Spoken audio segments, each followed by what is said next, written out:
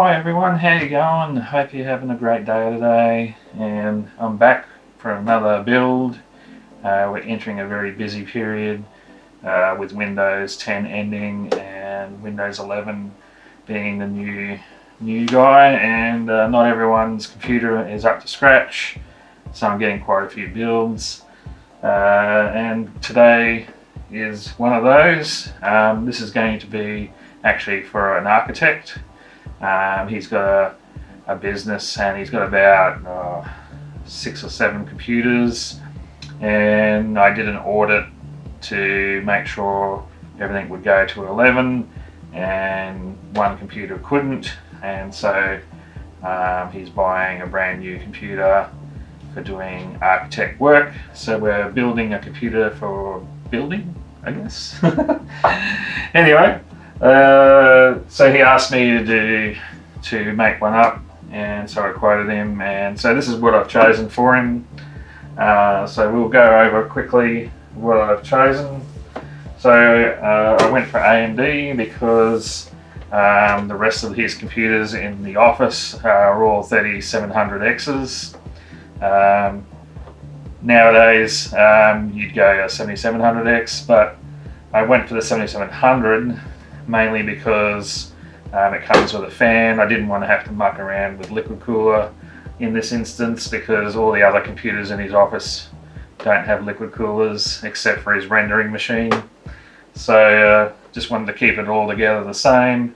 So we're going to Ryzen 7 7700, and this is an 8-core 16 thread, goes up to 5.3 gigahertz.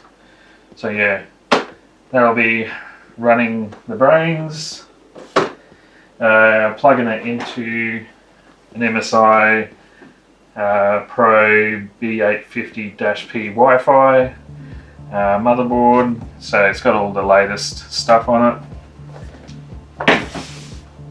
it. 32 gigs of DDR5, 6000 megahertz RAM from Corsair, pretty straightforward. A 1 terabyte Crucial Gen 4 NVMe SSD. So he had a 500 gig in it already, but he keeps filling it, so upgrading him to a 1 terabyte, and that'll sort that out. And for graphics, just going for a 5060 from MSI, the Ventus 2. They only need about 8 gig or so to run their architecture programs quite well, so this will be plenty for them. No need to go too crazy. This machine won't be rendering like 3D or anything, it's just purely for the drawings and all that sort of stuff. So that'll be plenty, and it's going to be powered by a 750 watt mag. This is MSI mag, a 750 GL power supply. This gives a little bit of headroom if he does want to upgrade later on his graphics card, but yeah, it should be plenty for what he's got, because it's not going to be, it's just an office and he's not interested in flashy U-View RGB or anything. It's not a gaming machine. He's gone for a Masterbox MB600L version 2 from CoolerMaster, and it's got a glass side, but it's basically a very basic case. So nothing flashy about it, but it'll house everything nicely and is easy to maintain with all the magnetic dust filters and all that, because I'll be the one maintaining it. I want to make it easy on myself. So yeah, that's the build. So I better get stuck into it because I need to get this delivered by the end of the week if possible. And it's already Tuesday because we had a public holiday on Monday. So need to get into it so I can get this done. So without further ado, let's get this motherboard set up. Oh shoot. Right, so I got all the motherboard and RAM and CPU out of the box. We're not going to be fitting the SSD straight away, because what I'm going to be doing, as per usual, is I'll be cloning the data off the old computer and putting it onto the SSD, and then I'll whack it into here, and we'll get Windows set up and then migrate it to Windows 11, so we don't have to reinstall everything. But yeah, it's got that little push button, off it comes. So yeah, I really like that feature. So I'll leave that off for now, because that will remind me that I need to put the SSD in later. Comes with a pre-installed I/O plate, so don't have to worry about those little metal tongues getting into things. And then it's actually a very professional looking board, which is sort of good for what I wanted. I didn't want it to look all weird and gamey. I just want it to look like a nice workstation. So yeah, looks pretty nice. The cooler that comes with it, the Wraith cooler, it's a pretty beefy unit. These actually work quite well. Kudos to AMD for making fairly reasonable air cooler for their CPUs. And it actually comes with RGB on the logo and the center fan, and it comes with these cables that you hook up.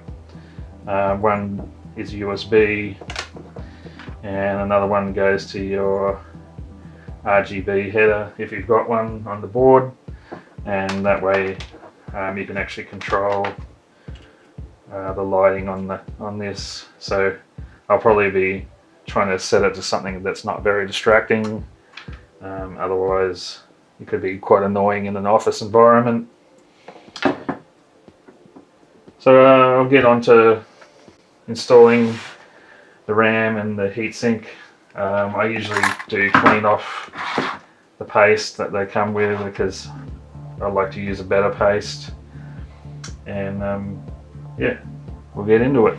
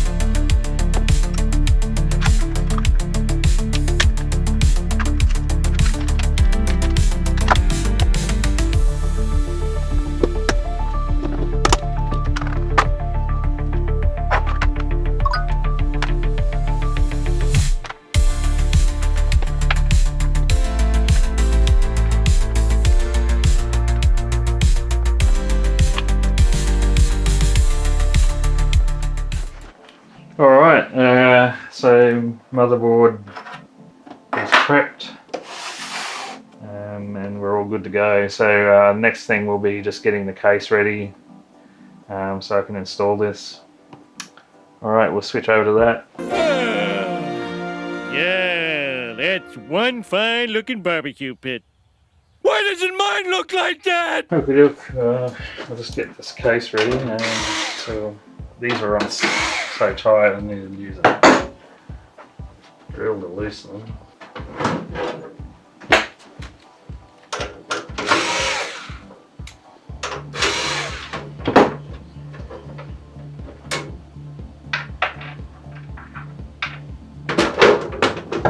So you get a bit of a look of the Masterbox MB600L version 2.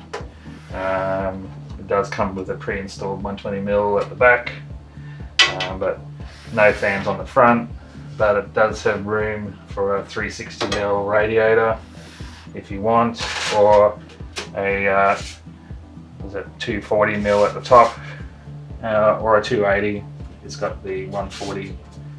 Yeah, so 280, 240 at the top. Has some ventilation down the bottom. Power supply. It's an okay hole for your 8-pin. There's another one here as well. So I like to have decent slots up there because it makes it a lot easier when you're building. It's pre-configured for ATX. So if you're doing a micro ATX, you need to adjust those mounts. The front panel, you got your two USB 3s, power, it's a headphone combo, a reset switch, and your hard drive activity light. On this side, and you can see cables. So it's just a basic case, but it's perfect for office. So there's the accessory kit. Comes with a few zip ties, which is always nice. I think I've had to buy zip ties in a very long time because I just keep getting them in cases and stuff. So it's got some rubber grommets for if you're fitting some 2.5-inch SSDs, and the screws needed to mount the motherboard and SSDs. We have a HD audio, USB 3, it's got a purple connection, and front panel, but it's all split cables, but I'm not surprised because it's a cheaper case. So yeah, we'll have to deal with that, unfortunately. Power supply goes in underneath the side, doesn't slide in like that other one I did the other day. On the back, pretty standard stuff. And on the bottom, a very basic dust filter that's just, it's not magnetic, it's just sort of slides in. At least there's something there to block dust, but you need to keep that clean and maintain it. And this front panel does just pop off, so that you can install your radiators and whatnot if you need to, or fans. But we won't be doing that. No need. This computer won't be getting hammered too hardly, so, and it's in an air-conditioned office, so it'll be fine with the ventilation it currently has. So we'll get stuck into putting the motherboard in.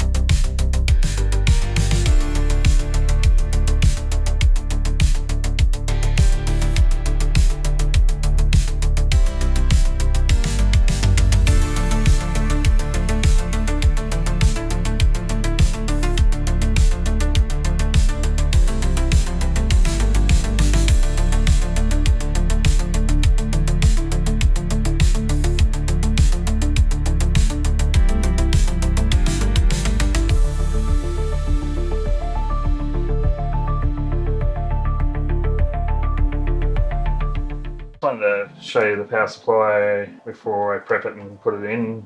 So yeah, it's fully modular, which I really like because it gets rid of excess cabling and then neatens up the build. So when you buy a cheaper one, all the wires come out pre-installed. You can't detach them. So things like Molex connectors, which we don't need, and we will need PCI Express this time, but when you put in a bigger graphics card, you don't need PCI Express these days. I think we need Yep, that's one 8-pin for the CPU. So yeah, the video card only requires one 8-pin PCI Express power. So the other one we don't need. SATA, well, we're not using SATA. Your 24-pin power, definitely need that. Another SATA, don't need it. And in this case, we don't actually need the 12-volt high power because the graphics card is a 5060. It doesn't use that connection, but we've got it if we need it. So yeah, that's all the cables we've just reduced from going in. So you can see what the benefits are of going modular. All right, let's get this put together.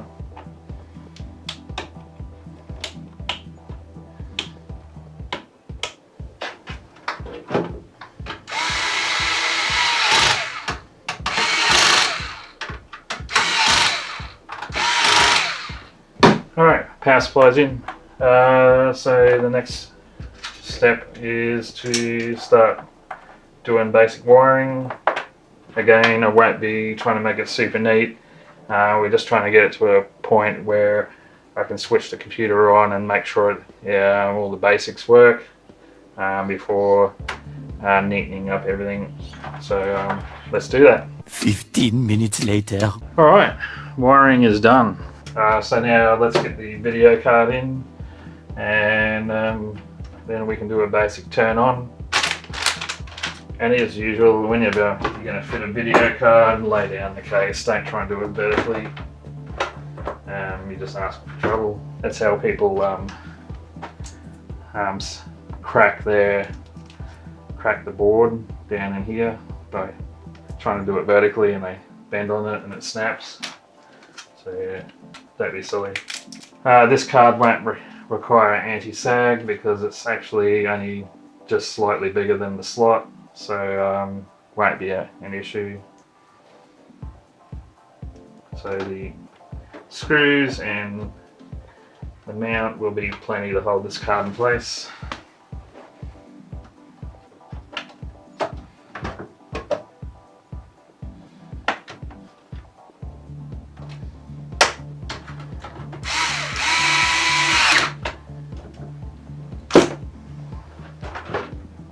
Alright, video card's in, and all we need to do now is just connect the 8-pin PCI Express.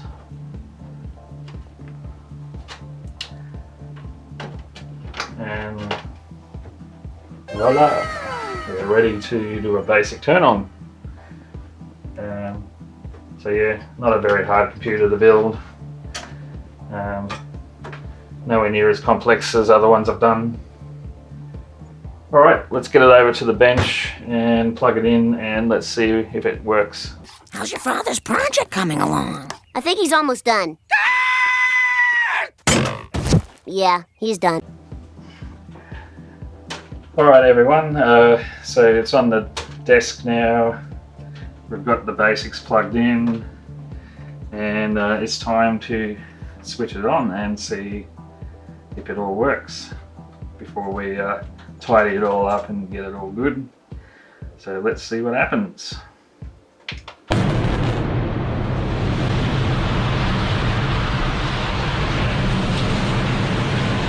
What was that sound? I don't know what that was. But anyway, it's all working good. I've got a picture coming up on the screen, and it's doing some kind of Windows update. So obviously the drive I cloned in had an update waiting to go on, so it's doing that right now. So what we'll do now that I know it's all working is I'll tidy up all the cables, seal it all up, and then we'll run some benchmarks and see how well this Architect computer works for gaming, even though it's not going to be used for gaming. But I just want to know how well the 5060 works. It is only an 8 gig card, so I'm not expecting miracles out of it. I'm just curious to see how well it does. Alright, I'll be back. Alright everyone, I was just about to finish up sealing up everything, but I found I couldn't control the LEDs on the CPU cooler. It's the one that comes with it, the Wraith Prism AMD cooler. And turns out I made a mistake. It comes with two cables. One goes to a USB port and one goes to your motherboard RGB. I thought you needed both, but apparently you need to choose one. So you either go USB or you go your motherboard for controlling it. Otherwise, if you try to go to the AMD software, it won't work. So yeah, I'm going to just use the AMD software because it's literally the only thing we need to control is the CPU. We don't have any other lights. So I'm just going to disconnect it, and now I'll turn it on, make sure it works. But I'm pretty sure I'll be able to control it now, and it's actually doing the setting that I was trying to get it to do. It's already doing it. So there you go. You're so dumb. You learn something every day. Just a minor thing, but I can actually control the lights now on the fan. Alright, I'll just quickly put the lid back on and everything, and then I'll show you it finished. A few moments later. Alright, there it is. It's all done now. Sealed up, and I got the lighting system working. There, you can give a bit better look at what it looks like without the extra light there. So yeah, not that much to look at, but it's going to be an office computer for architecture, so we don't really need it lighting up and looking all fancy. So currently I got it doing a stress test with AIDA64. So I'll just swing you over to the screen. So as you can see, it's under full load, and we're sitting around about 75 degrees, that's pretty good. So the AMD Wraith Prism cooler they give you isn't too bad. Of course, if you put a aftermarket one on there, it's going to be a lot better. But for what you get out of the box, it's reasonably good. So 74, 76 degrees under full load, that's not too bad.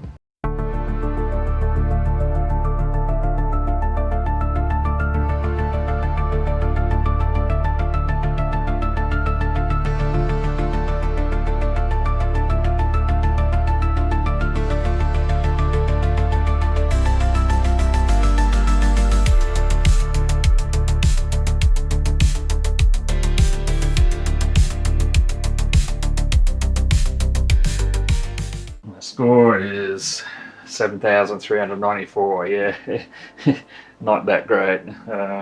That's pretty low. But as I said, we're not trying to run games. This is a workstation for using CAD or Revit. It's an architecture business, so it's just to accelerate those programs. Ryzen 7 7700 with a RTX 5060 8GB in it, and that's the sort of score you'll get. 32 gigs of RAM. Definitely the card's holding the system back, because I'm pretty sure this computer could go a lot better with a better card in it. Anyway, it was a bit of an experiment. So that's going to be it for today. Thanks for watching. Catch you later.